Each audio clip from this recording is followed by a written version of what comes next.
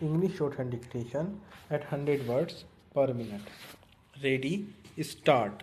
The ministry has taken care to foster regional languages.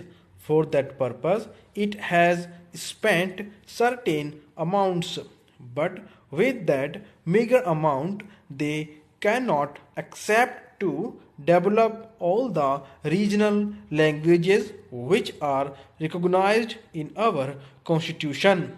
Then there are certain languages which are not recognized but which are rich.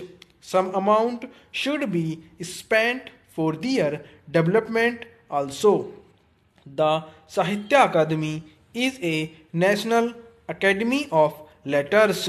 It has to work for all the Indian languages. In addition, they have to do work in Tibetan and other foreign languages also. But the total allocation for that institution is round about rupees 20 lakhs only, and out of that 80% or something like that is spent on establishment.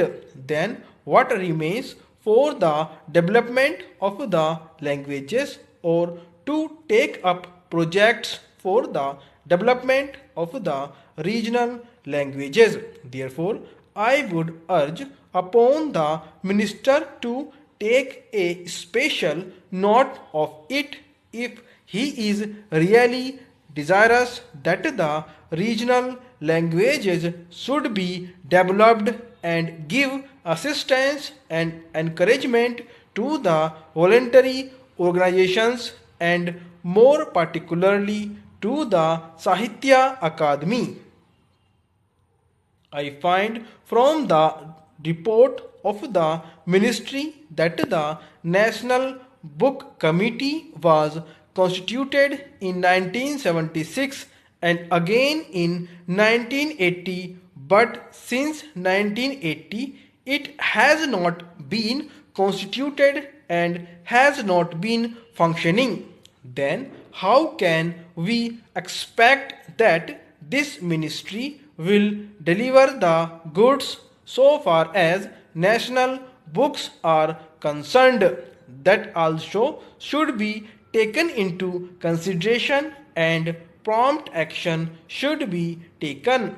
There is a certain formula laid down in the report for the export and import of books. There only the amount has been mentioned, nothing has been mentioned about the quality or the nature of the book which can be imported or exported. There is no institution or committee to supervise it. It is left to the Commerce Ministry, and the Commerce Ministry does it in a commercial way, but everybody knows that books imported in a commercial way cannot serve the cause of education and enrich knowledge. There are manuscripts laying all over the country. There is a saying in respect of Greek that what has been published in a language is only 1/10 of what exists. So far as Sanskrit and other regional languages are concerned, what has been published is only 1 to 20th of the manuscripts laying all over the country. So far as education is concerned, we are entering a new phase. Our Prime Minister has declared the new education program, which has been accepted by the nation and is being implemented in various spheres. I would request the minister here to devise ways and means for the involvement of the teachers and students in the speedy implementation of this program. Let me say that on education depends not only our future but even our survival.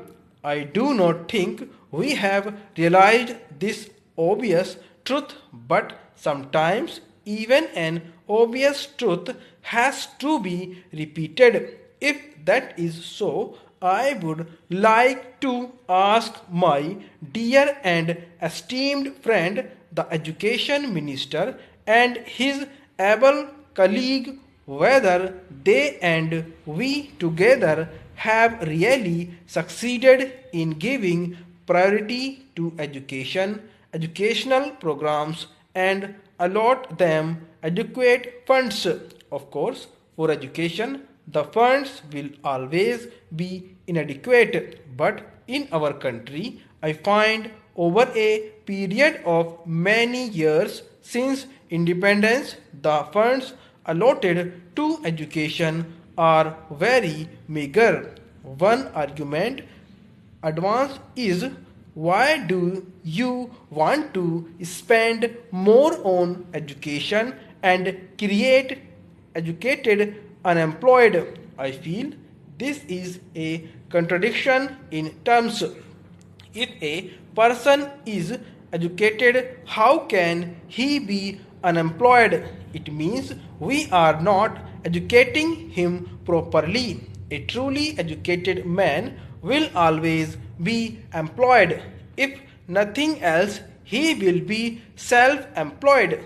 But unfortunately, our education is such that even self employment has become almost an impossibility. Coming back to my main point, I would like education to be given the topmost priority by all concerned, by the community at large, by the union and state government, and by the leaders of public opinion. For many years, the education ministry is not represented at the cabinet level. I cannot imagine a cabinet of any democratic country where a minister of education is not a member of the highest policy making body, namely the Council of Ministers. If you want to spend money in other spheres, but if you do not consult and involve the education ministers, who is really to give you the manpower, you cannot get the desired results. You may have all economic programs, you may have all other developmental projects, but if you do not have the educated men to manage the various projects, you are not going to have real progress or development in the country.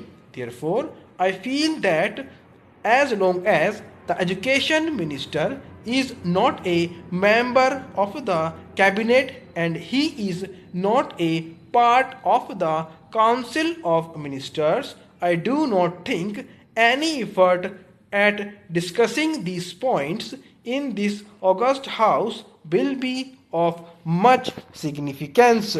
Stop.